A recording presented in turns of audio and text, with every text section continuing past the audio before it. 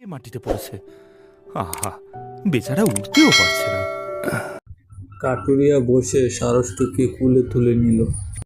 পাখিটির মাথায় গায়ে হাত বুলিয়ে দিতে গিয়ে দেখলো ডানায় একটা তীর বেঁধে আছে।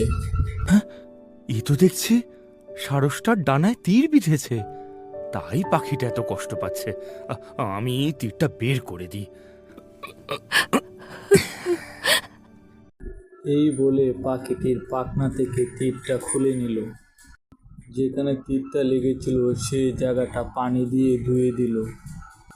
আস্তে আস্তে পাখিটির ডানার ব্যথা সেরে গেল। পাখিটি খুবই আনন্দে পাখনাগুলো মেলতে লাগলো। এরপর সারস পাখিটিকে হাতে নিয়ে বলল শরীরে হাত দিয়ে, খুব সাবধানে উড়বে, বুঝলে? আচ্ছা, আসছি বন্ধু, বিদায়।